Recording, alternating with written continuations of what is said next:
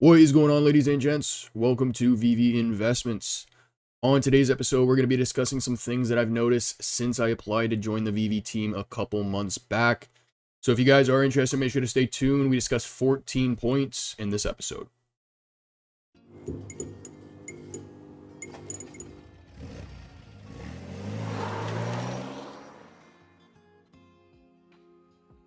So it was back in June when I actually sent VeVe a DM via Twitter, inquiring about any graphic design positions they had available. Now, like I said, this happened back in June, so there's been several months between now and then.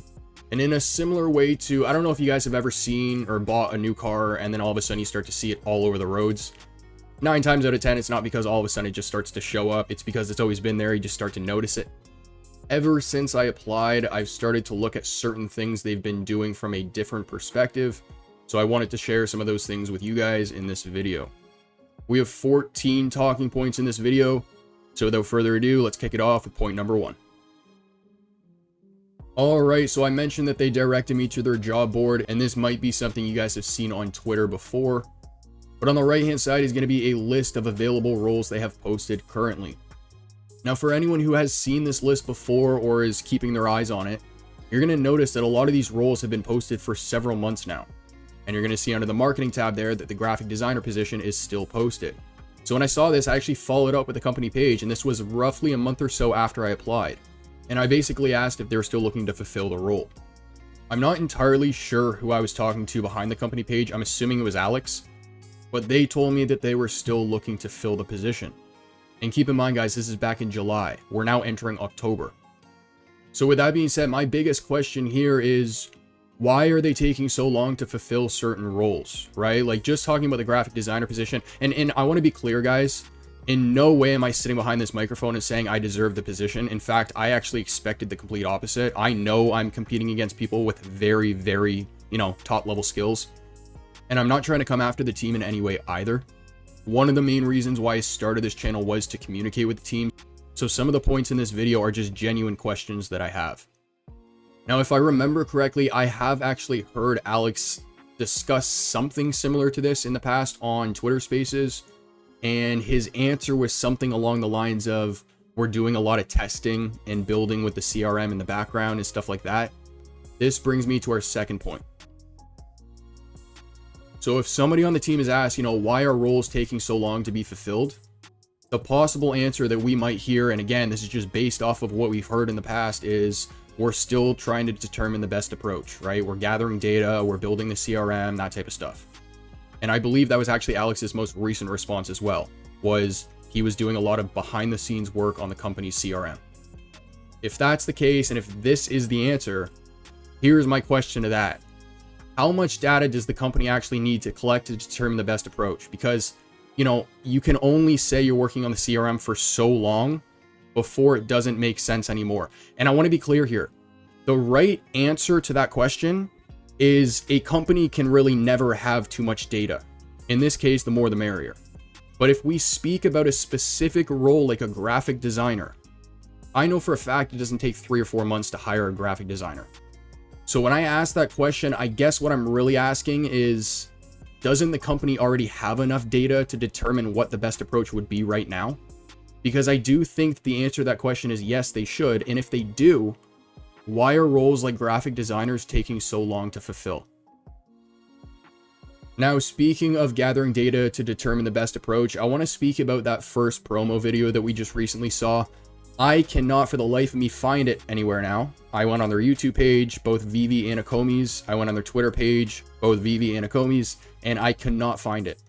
But I did see some mixed feelings with regards to the video. So, I saw a lot of people saying, oh, this is awesome. This is a right step for VeVe and blah, blah, blah, blah, blah. And it's a step in the right direction. But in my personal opinion, I think the video could have been executed better. The whole feel of the video was off to me. So first off, the video to me had too much of a corporate feel, whereas it should have been structured more of like a TikTok. And that would have been more applicable to current trends today. I think I understand what they were trying to do. They had different people of different ages, different backgrounds and stuff like that in the video. But here's the real question I want to ask them. When do you ever walk down the street and see a group of people like that hanging out together? You just don't. And guys, I'm not trying to bring like race and all that into this. I'm just being realistic. Now, just going back to that TikTok point for a sec, because, you know, I brought this up in a previous video and I showed actually an example of a musician that does this really well to promote his music. I live 10 minutes from Niagara Falls. I can walk down to Clifton Hill, right? The street right by the falls. And I can walk up to random tourists and show them collectibles on the VeVe app in AR. If you film the reactions of people witnessing this stuff for the first time of the most popular characters that they can relate to, that is a much more effective approach than, you know, the way they took with this video. Again, I want to put emphasis on the fact that it had a very corporate feel to it. It didn't feel like it was authentic. It didn't feel natural. So I definitely think the video was a step in the right direction, like I said, but I think that the way that stuff like that is applied needs to be tweaked. Now, I have noticed that they're starting to polish up their graphics a little bit. So this can be evident in posts like their collector spotlights and then also the one that they just announced for their fiches space. So although they've been doing collectible promos and stuff like that for a little bit now, which is also something we're going to talk about in this video, they've started to introduce more content that's actually moving and has audio as opposed to static content. So it's a small point, but it's definitely something that can make a brand feel a lot more professional. So next up, I want to point out something that I noticed with the Ron English promo that they just announced.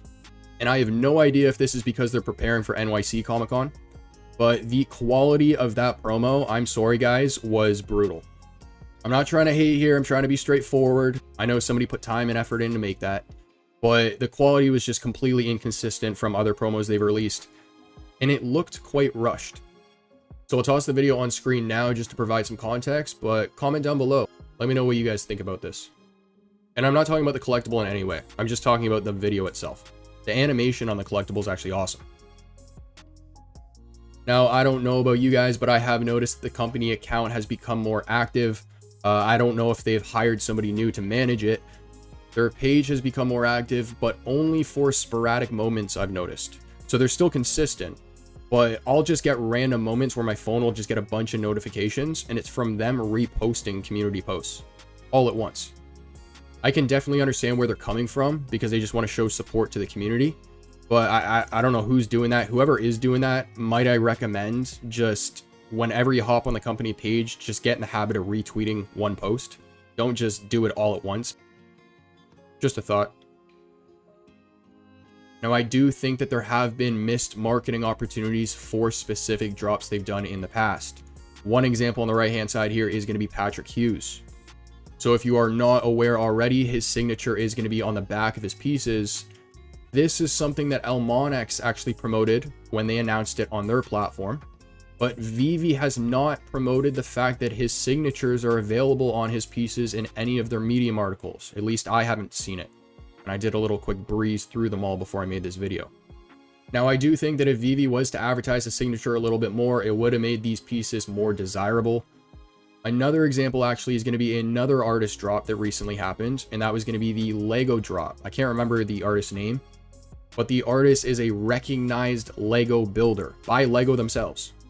In the original Medium article, it did not mention Lego anywhere. And then I noticed that the team updated it later on to include the word Lego. Originally, I think they had something like building blocks, but it's wording like this that's going to help build more value and impulse for when these drops are initially announced, initially being the key word there. All right, so next up, we have a point that might be a little bit controversial here, and I want to be careful because I don't want to get somebody else or myself in trouble. But there is going to be a reason why I have new hires in quotations. And that is because from my understanding, and this is based off a conversation that I've had with somebody who has dealt with the people working with beta users and people like that, there are community members who, from my understanding, are currently working and helping the team tackle tasks that they are currently overwhelmed with. Now, you might look at that and go, well, that's a good thing, right? And to an extent, yes.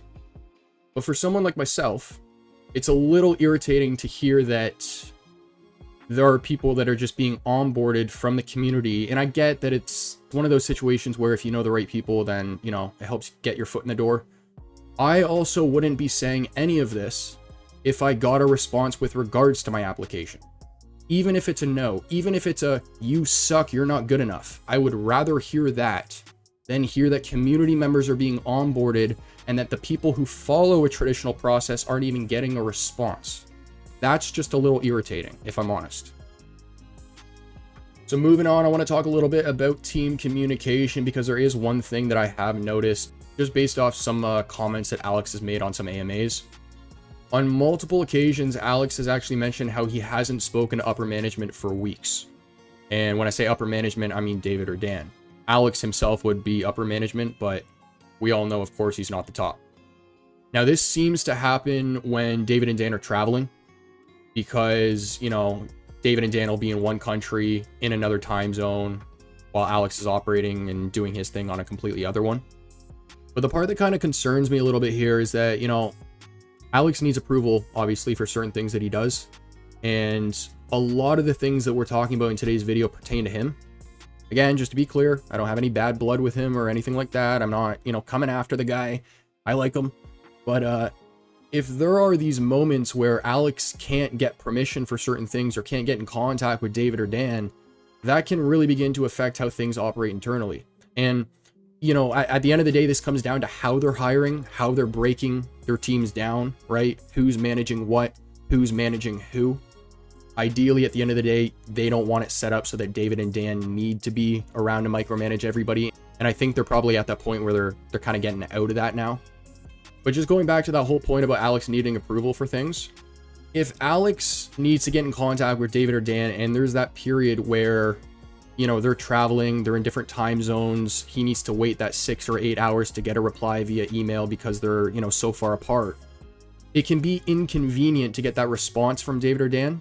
But not only for the first email, I'm talking about how do I explain this? It can prolong something that doesn't need to be prolonged.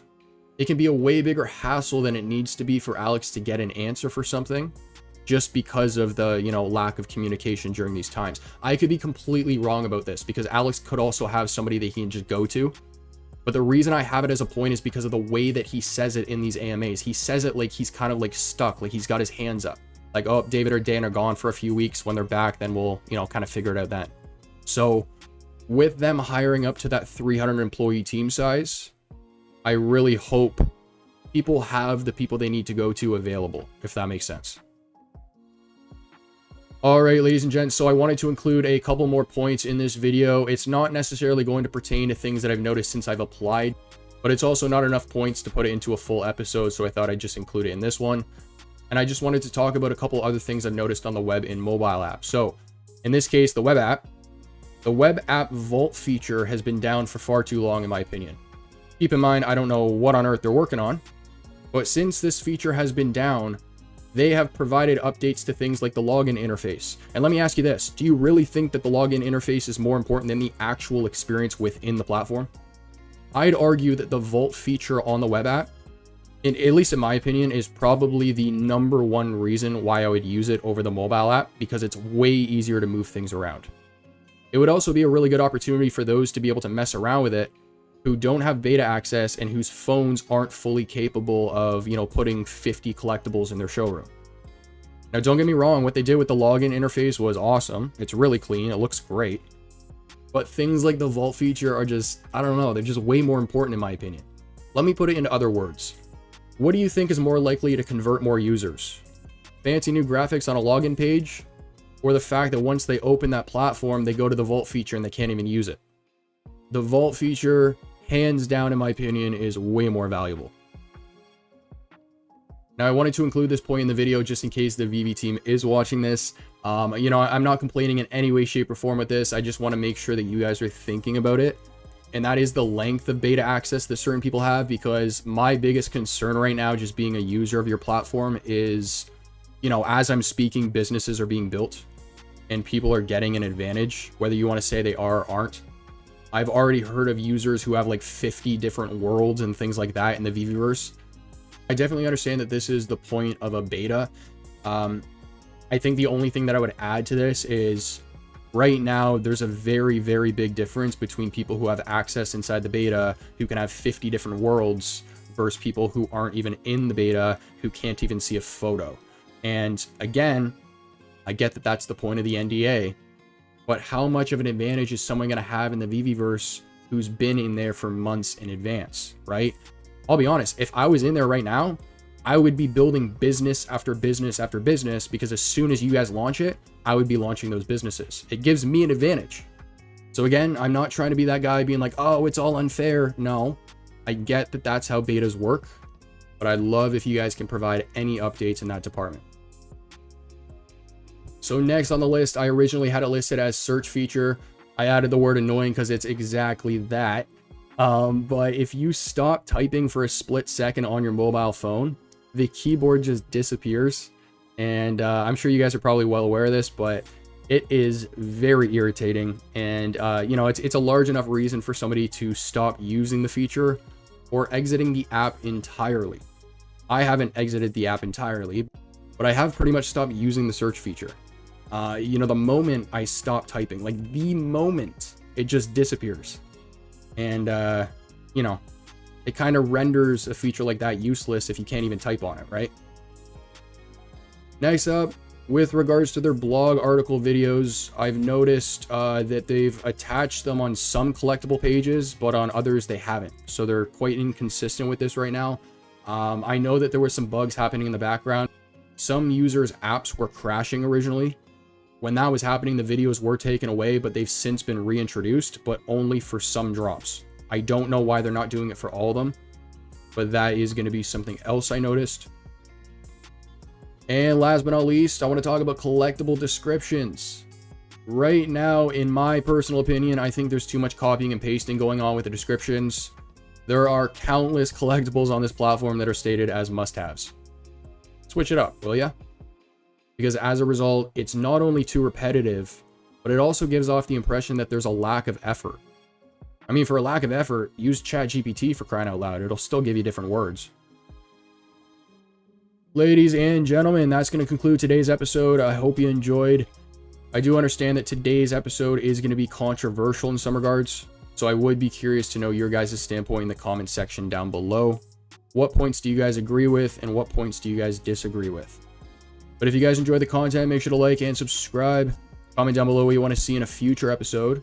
And as for next, I'll catch you then.